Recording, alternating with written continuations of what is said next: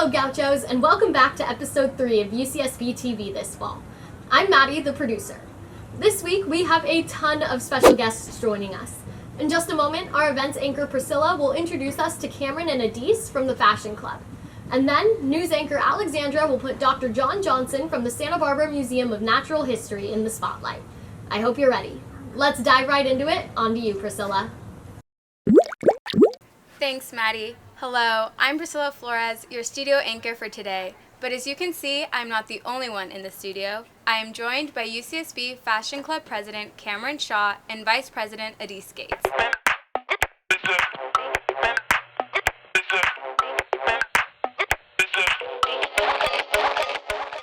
So I created it last year as a transfer student, and I just wanted to create a space where people of that like fashion can gather together and create something cool. What do your meetings look like? So our last meeting, we made some phone charms. We will be going over questions and just overall meeting each other, wearing fits, taking pictures of them as well. What do you guys believe are some staples that should be in everybody's closet? Great pair of blue jeans. They go with a lot of things. Pair of just like trousers. I just feel like they're great for like business occasions. Some black shorts. I think shorts are a great staple. You can add them to literally every outfit. A mini skirt, specifically a black one. You can put a t-shirt with it, a button down, a turtleneck, and no matter what, you're gonna look good. Black sweater, and you can use this with layering. You can add it to a black skirt or jeans, and it adds to any look. A fitted mock neck. It can also be a turtleneck. This is great for fall because you can layer with it. Simple white tee.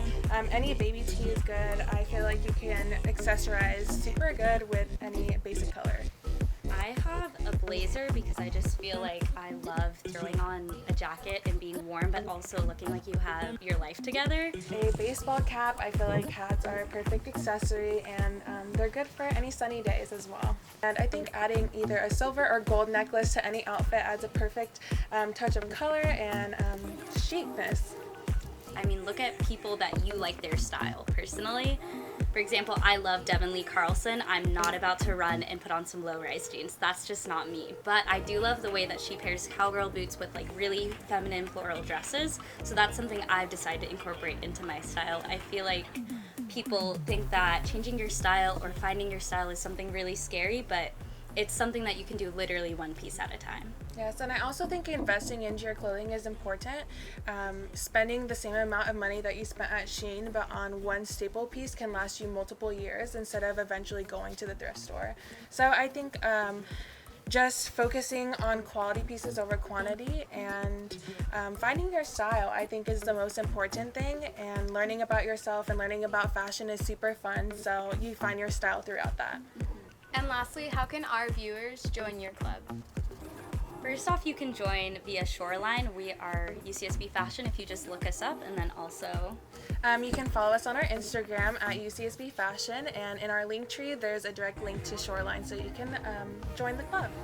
Awesome. Thank you guys so much for joining us. Thank you for having us. Thank you for listening, Gauchos, and I hope this inspired some new outfits. I'll see you next time. I'm UCSB TV's Pricila Flores. Now to you, Alex. Thanks, Pricila. Alexandra Goldberg here with UCSB TV. I'm your news anchor, and today we are most definitely not in the studio. We road tripped all the way to the Santa Barbara Museum of Natural History here in the Mission Canyon area of downtown Santa Barbara. Today I'm joined with Dr. John Johnson, curator of anthropology here at the museum. He's a specialist in Native American studies and Chumash Indians in California. And with Indigenous Peoples Days being nationally recognized on October 11th, today we are learning about and celebrating the traditions and history of these people and where they live. Now, I know I'm eager to get inside, so let's go in. Well, I'm a curator of anthropology here at the museum, and my career has been devoted to studying the native people of California, especially the Santa Barbara region, so that would be Chumash Indians. What are some unique traditions and customs to the Chumash tribe here? Chumash really is a name of a language family, not an individual language. And linguists believe that it's a very ancient language. They speak several languages in a language family that is unique to the Americas. There's no linguistic relatives. But the Spanish observers tell us that they were very impressed by several characteristics of Chumash society, and in particular, the plank canoe, or tomol, as it was called. And we have here an exhibit about how they made those plank boats. And then up here above us, we have a plank canoe, a tomol, that was constructed in 1913. Another aspect of Chumash culture that I wanted to mention is their use of beads as money. So the bead money would be measured by how many times around your hand and wrist the strand of beads would go. And also the value of the beads was determined by how hard it was to make them. So when we talk about mission life, what happened? We know that there was a Spanish expedition, and how did that change how the Chumash people went upon their day-to-day? Along the Santa Barbara Channel area, there wasn't too much disruption. It wasn't until later that more and more people became baptized at the missions. But a number of impacts began to be felt by the Chumash population. And one of them would be the high mortality that was resulted from European diseases. So this exhibit here pertains to both the work of an anthropologist, John Harrington, who worked with all of these elders. You can see their photographs here in the exhibit. All of them are members of our California Indian Advisory Committee we have here at the museum. And so we try to work in close collaboration and cooperation of these people. And they consult with us on exhibits, collections, policies, and public programs. We collaborate with them on public programs. Amazing. Well, thank you so much for all of your time and wisdom today. This is the Santa Barbara Museum of Natural History. I'm here with Dr. John Johnson, and that is it for this segment. Thanks again.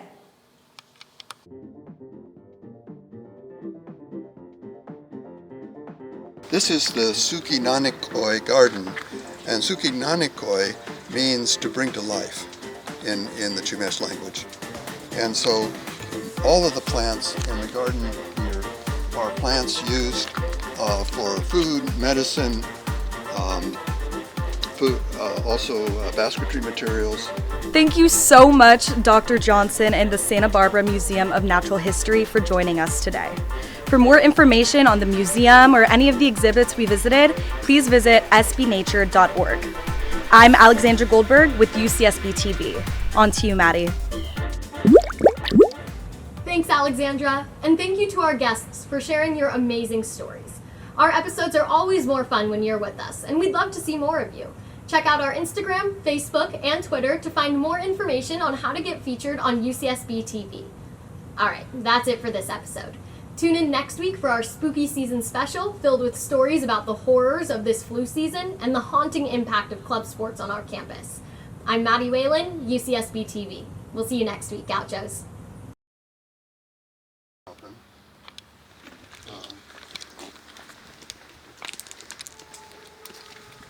Don't be confused by the dinosaurs.